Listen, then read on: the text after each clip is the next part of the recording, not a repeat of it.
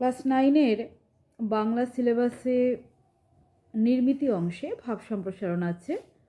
আমরা আজকে সেই ভাব সম্প্রসারণ নিয়ে আলোচনা করব। ভাব সম্প্রসারণ কি? ভাব সম্প্রসারণে সাধারণত কবিতার একটা লাইন, দুটো লাইন বা চারটে লাইন দেওয়া থাকে এবং সেই তার অন্তর্নিহিত ভাবটা বা ইনার মিনিংটা আমাদেরকে লিখতে হয়। সাধারণত মোটামুটি 150 শব্দের মধ্যে লিখতে হয়। যাই হোক, আজকে আমরা ভাব সম্প্রসারণ একটা নিয়ে আলোচনা করি। আবার আমরা নিয়মিত চেষ্টা করব যে ভাব সম্প্রসারণগুলো নিয়ে আলোচনা করার। তা আজকের যে ভাব সম্প্রসারণ সেটা হলো: রথযাত্রা লোকারণ্য মহা ধুমধাম, ভক্তেরা লুটায়ে পথে করিছে প্রণাম। পথ ভাবে আমি দেব, রথ ভাবে আমি, মূর্তি ভাবে আমি দেব, হাসে অন্তর্যামী।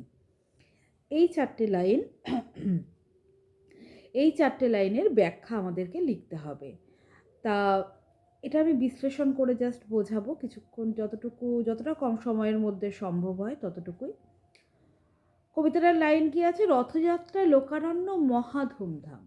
আমরা জানি রথের উৎসবে প্রচুর ধুমধাম হয়।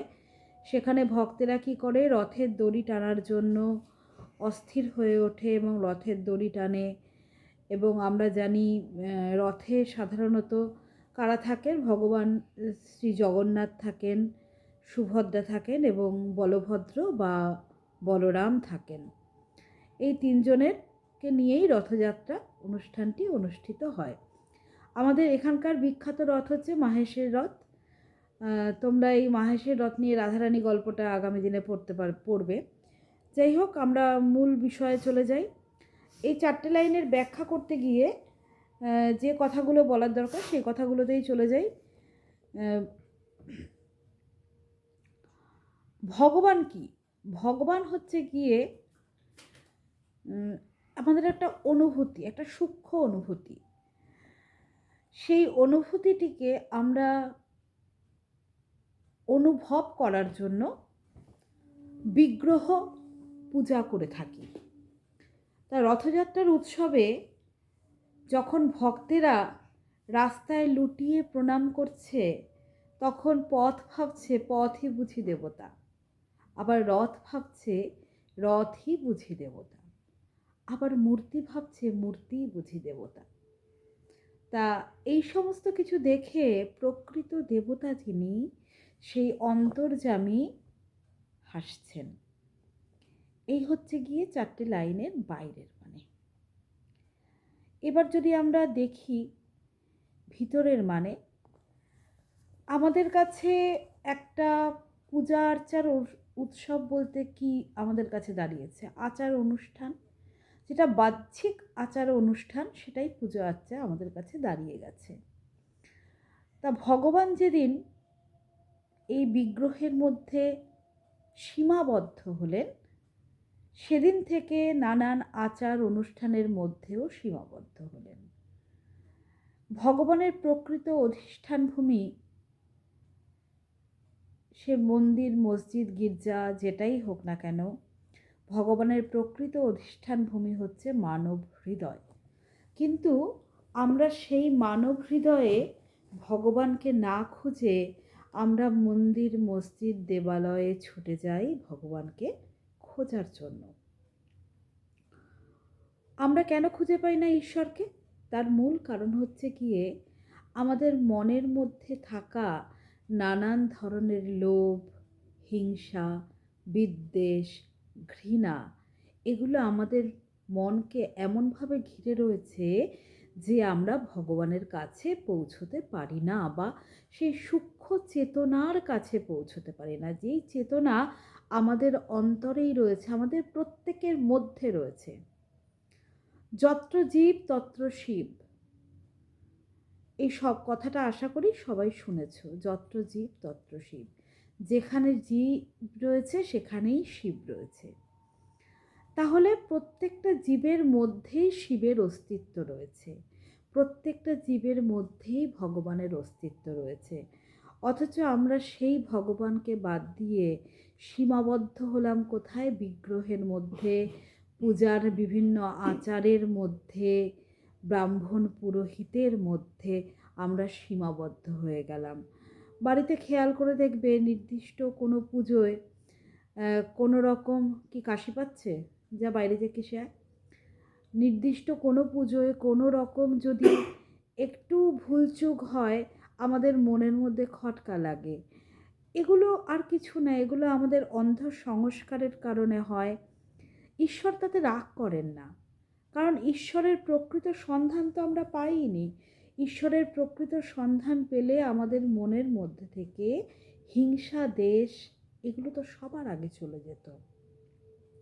যাই হোক, রথযাত্রার উৎসবে রথ, পথ এবং মূর্তি ভক্তের সেই প্রণামকে নিজেদের বলে মনে করল।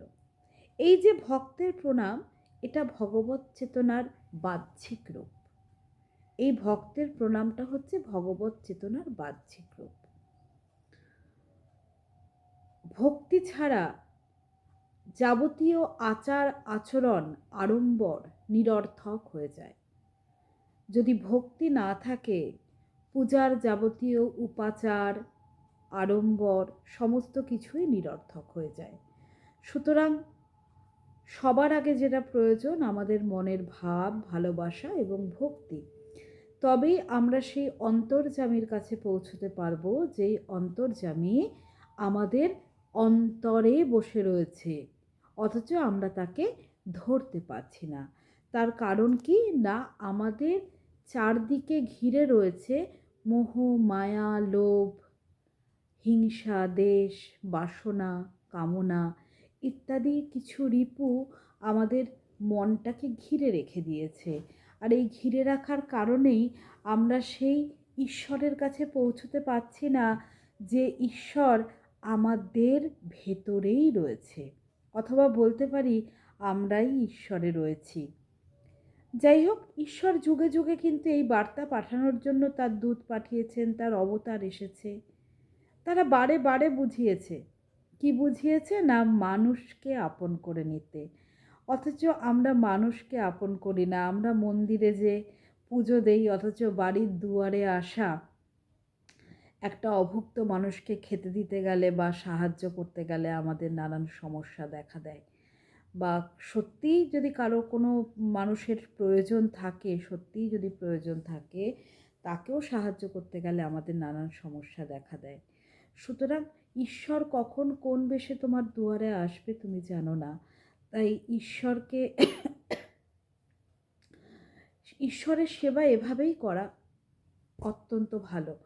যাই হোক, ঈশ্বর যুগে যুগে কী করেছেন, তার দূত পাঠিয়েছেন, তার অবতার পাঠিয়েছেন। তারা যুগে যুগে কালে কালে আমাদের অজ্ঞতা, আমাদের মূর্খতাকে শুধরানোর চেষ্টা করেছেন। আমাদের অজ্ঞতা, আমাদের মূর্খতাকে শুধরে আমাদের প্রকৃত সত্য উপলব্ধি করানোর চেষ্টা করেছেন। কিন্তু তারা কতটা সফল হয়েছেন জানি না। যাই হোক, যদি সেই সমস্ত মহামানবের, মহান ব্যক্তিদের প্রচারিত সত্য উপলব্ধি আমাদের কাছ পর্যন্ত পৌঁছায়, তবেই ঈশ্বরের অধিষ্ঠান সর্বজ্ঞাত হবে বা সবার কাছে পৌঁছবে। না হলে ঈশ্বরের অধিষ্ঠান সর্বজ্ঞাত হবে না, ওই বিগ্রহেই সীমাবদ্ধ থেকে যাবে। এইটুকু গেল ভাব সম্প্রসারণ বোঝানো। দ্বিতীয় ভাব সম্প্রসারণ নিয়ে শীঘ্রই আসবো।